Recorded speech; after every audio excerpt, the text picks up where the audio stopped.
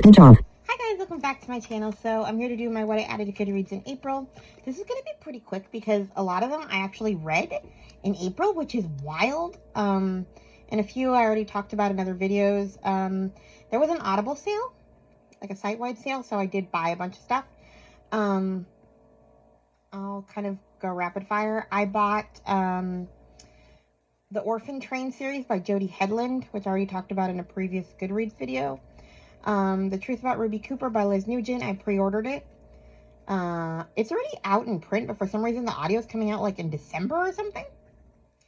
I also bought A Scottish Christmas by Emma Bennett. Kringle's Emporium by Gemma Hatt. I talked about those in a previous Goodreads video. Then I bought the Seasons of Grace Amish series. I talked about them in my wrap-up. I already read them. Then I bought the postcard, Amish Country Crossroads #1 by Beverly Lewis. I heard I was kind of just trolling Amish in April videos to see what other Amish books I wanted. It sounds like this is about a widow with a daughter who is blind? Well, the widow is blind, not the daughter. So I'm going to save it for October for Blindness Awareness Month to read a book with a blind character. I'll read the description for this one then. Rachel Yoder, a New Order Amish woman, lost her husband and son in a tragic accident 2 years ago. Now returning to her aging parents with her young daughter, she has resigned herself to the life of a widow. With the subdued but cheerful heart, she helps her family run a bread and breakfast in a quaint Lancaster County town. And then we have Philip Bradley, a world-weary journalist from New York City, on assignment in Lancaster to write an article on the Amish community, is a lodger at the Yoder's B&B. A chance discovery by Philip of a postcard written in illegible Pennsylvania Dutch in the dresser of his room sets off a series of events that leads him into the heart of the Amish life and to the bedside of a mysterious woman known as the Storyteller. With the postcard as a link to a haunted past, the woman gradually weaves a riveting tale as old as herself about a community shuttered in secrecy, shattered by betrayal. Fascinated by the story, Philip's and Rachel's lives become inevitably intertwined despite the attempts of the community to protect her from the outsider. So, sounds like Forbidden Love. Sounds fun. The next one in the series is The Crossroad. For some reason, I thought The Photograph was the next one in the series. And The Photograph is a completely different book, so I had to buy The Crossroad later. But yeah, I also bought The Photograph, which I'll get to in a minute, because I'm reading this list in order. I bought The Tinderbox and The Timepiece as a sequel. Here's The Photograph. I read The Tinderbox and The Timepiece, by the way. It's in my wrap-up. So The Photograph by Beverly Lewis. I bought this by accident. I don't even know if I want to read it. It doesn't sound like my kind of book. Eva Esch and her sisters are in a predicament. With the passing of their widowed mother, Eva's older brother, Menno, plans to move his growing family into the Eden Valley farmhouse where they all grew up, leaving little room for his 3 single sisters. Surely, Menno reasons at least one of them will marry this coming wedding season. Eva does hope to marry, but she isn't sure she wants to give up her sweet shop for the life of a farmer's wife, and she has no other prospects. When younger sister Libby disappears in the night, leaving only a brief note, Eva fears she has been wooed away from the people by an outsider.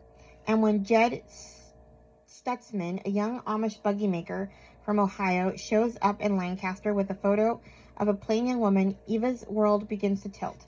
She feels powerfully drawn to the quiet, charming stranger, but the woman in the forbidden photograph is no stranger at all. I don't know what that means, but alright. So yeah, that is everything that I bought in the Audible sale. Oh, I did buy some Babysitter's Club books. I didn't add those. So now we're going to talk about the other books. There's not too many. We have The School That Escaped the Nazis, the true story of the school teacher who defied Hitler, by Deborah Auburn Cadbury. I heard about this one from Alicia Schultz. It's a nonfiction book. So, then we have some new releases. We have Summer State of Mind by Christy Woodson Harvey. I heard about this one most of these are from Chloe, from Always Booked. I hope I like this one better than The Summer of Songbirds. But this one is, it comes out on May 5th. After the worst day in her professional life, burnt out NICU nurse Daisy Stevens runs to Cape Carolina, North Carolina, looking for a new life and possibly new romance. On her first day at her simpler job, high school baseball coach Mason Faisden discovers an abandoned baby sending ripples through the entire tight-knit town of Cape Carolina. I mean, that's all I need, right? Abandoned baby? You know they're going to get together. Then we have The Supper Club Saints by Claire Swinarski, coming out on May 5th as well. I'm not sure if I'm going to like this one, so I'm going to probably wait for my library to get it. It sounds like a character study.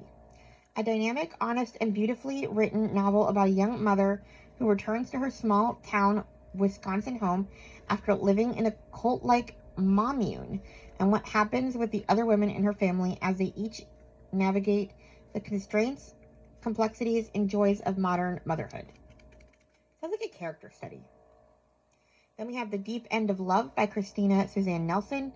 This better be on audio soon. I cannot find it to pre-order yet, but it comes out on May 19th at print. When Izzy's pregnancy comes to light during her junior year of high school, her future sinks like a stone and leaves waves of uncertainty in its wake. And suddenly 3 women are pulled into the undertow. A mother desperate to protect her child, but battling hurt and fear from her past. A newcomer with empty arms and a deep longing, and a broken heart trying to survive amid grief. I don't know what that means. This baby's going to bring them together? It's possible. There's going to be an adoption. Who knows? Then we have Dolly All the Time by Annabelle Monaghan. I heard about this one from Chloe and then also from Sarah, from Sarah's Bookshelves. She actually just finished it from what I saw on an episode, and she said it's good. And Sarah is very not a romantic, and she liked Annabelle Monaghan, so let's see. Okay. A romance about a single mother who's offered a Pretty Woman type deal that's too good to refuse. If they begin by pretending, can they end with something real? Dolly Brick has never met a problem she couldn't solve. Not when her mom left when she was 12, and at 39 when she moves with her son back to Whitfield, Rhode Island for the summer to keep her dad and brother from losing the family home. So when she comes across Stuart Whitfield's annoyingly handsome, what is this word? Anyway, scion of the Whitfield family with a flat tire and at the wrong end of a very public and very humiliating breakup, it's in her nature to help. But Stuart's proposed arrangement ends up being more than either of them bargained for, because his public dinners and high society benefits turn into sunset boat rides and swinging on the porch. Dolly starts to feel something more than helpful. So they're going to fake date, and I usually hate this, but I'm going to trust her because I've liked her books in the past. Then we have A Flicker of Light by Katie Powner. I heard about this one from book lover Amanda. I am waiting not so patiently for her new one to be available on audio, Birds on a Wire. Sounds really good, and yeah, I already saw that Katie from Paperbacks and Ponytails read it and reviewed it and gave it 5 stars, and I want it. Anyway, Flicker of Light. This one is available on audio. 21-year-old Bea never expected to move back to her hometown in Montana, especially not as a college dropout with a husband in tow and a baby on the way. She insists the stay at her dad's is only temporary until she can get back on her feet, but the truth is she has no idea what to do now. Mitch Henson is thrilled to have a full house again, though he's unimpressed by Bee's greenhorn of a husband. Mitch hopes to convince Bee to return to school but she's changed since her mom died. Everything has changed.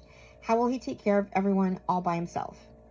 And then we have Grandma June is good at telling stories and keeping secrets, but she can't hide that her mind is going much longer.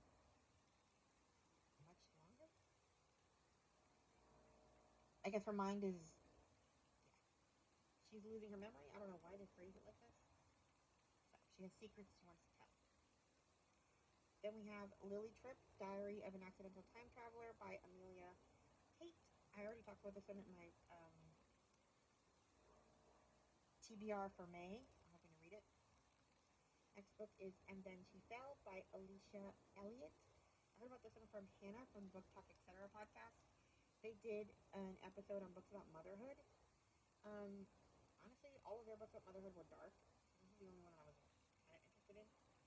A mind-bending, razor-sharp look at motherhood and mental health that follows a young Indigenous woman who discovers the picture-perfect life she always hoped for may have horrifying consequences.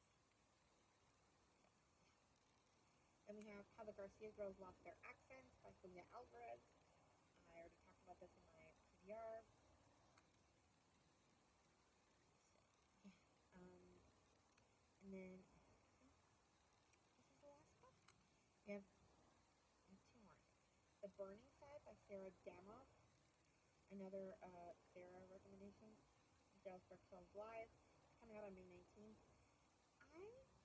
It's another one that I'm going to pre-order from the library, not from. I'm not buying this. I read The Bright Years and it was okay, but I didn't want to own it. Her stories are very character-driven. So this one is the story of April and Leo, a couple on the brink of collapse. When their house goes up in flames, family secrets and thorny mysteries emerge as they are forced to decide what is worth salvaging. So yeah, it's about the romance and their house burning down later. So yeah,